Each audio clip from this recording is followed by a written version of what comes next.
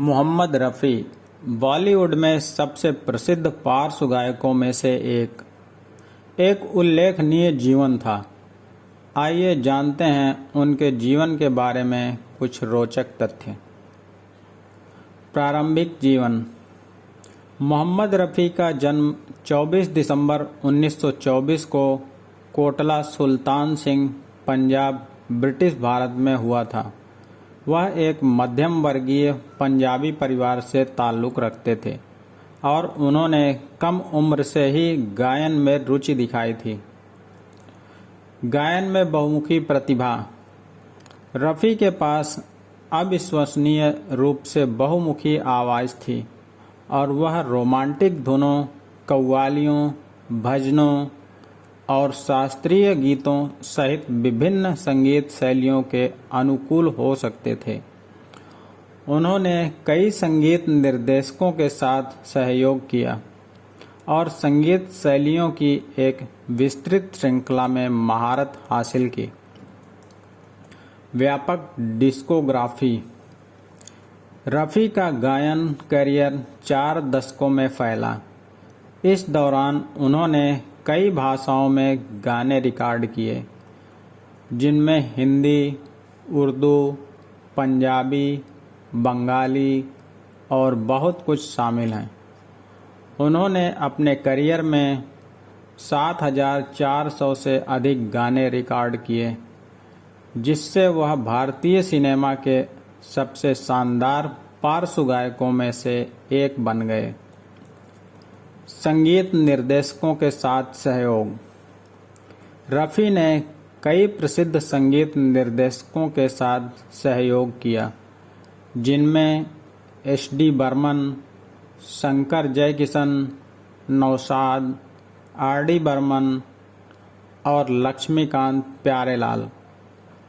संगीतकार नौशाद के साथ उनकी साझेदारी के परिणामस्वरूप कई सदाबहार क्लासिक्स बने। पुरस्कार और मान्यता। मोहम्मद रफ़ी को उनकी असाधारण गायन प्रतिभा के लिए कई पुरस्कार मिले।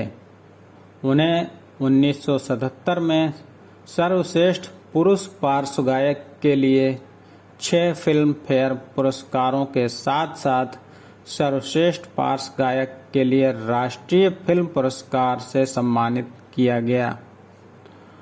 उन्हें 1967 में भारत के सर्वोच्च नागरिक पुरस्कारों में से एक पद्मश्री भी मिला था। उल्लेखनीय गीत। भारतीय संगीत उद्योग में रफ़ी के योगदान में अनगिनत प्रतिष्ठित गीत शामिल हैं। उनके कुछ लोकप्रिय गानों में ये चांद सा रोशन चेहरा, चौदहवीं का चांद हो, लिखे जो खत तुझे, ओ हसीना जुल्फ़ों वाली और क्या हुआ तेरा वादा शामिल हैं। मानवीय प्रयास।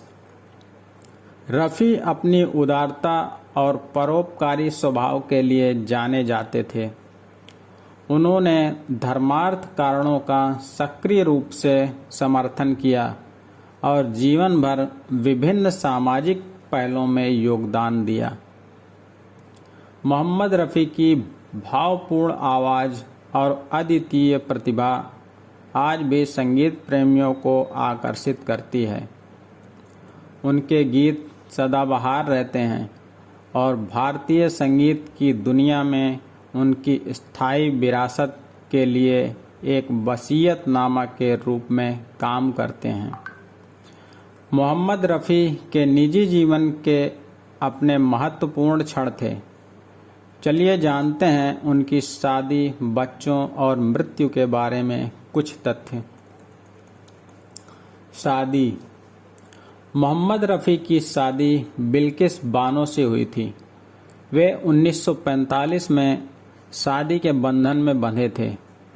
जब रफ़ी सिर्फ 21 साल के थे, बिल्किस बानो एक पंजाबी मुस्लिम परिवार से ताल्लुक़ रखती थीं। साथ में उनके 3 बेटे और 3 बेटियां थीं।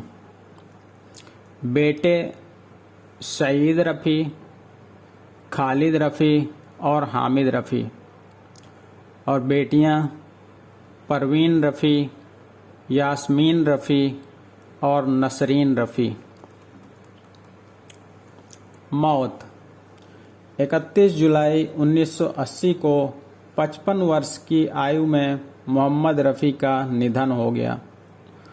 उन्हें बड़े पैमाने पर दिल का दौरा पड़ा और उन्हें पुनर्जीवित नहीं किया जा सका।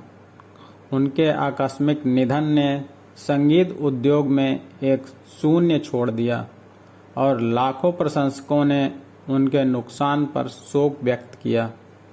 रफ़ी के अंतिम संस्कार में साथी संगीतकारों, अभिनेताओं और प्रशंसकों सहित बड़ी संख्या में लोग शामिल हुए, जो अंतिम सम्मान देने आए थे। उनकी शारीरिक अनुपस्थिति के बावजूद मोहम्मद रफ़ी की विरासत उनके कालातीत गीतों के माध्यम से फलती फूलती रही, जिन्हें संगीत प्रेमियों की पीढ़ियों ने सराहा है। वह भारतीय संगीत इतिहास का एक अभिन्न अंग बने हुए हैं और उनका योगदान आकांक्षी गायकों और संगीतकारों को प्रेरित करना जारी रखता है। दोस्तों, मोहम्मद रफ़ी के बारे में ये जानकारी आपको कैसी लगी? कृपया कमेंट करके हमें बताएं और वीडियो को लाइक करें और चैनल को सब्सक्राइब करना ना भूलें। धन्यवाद। जय हिंद।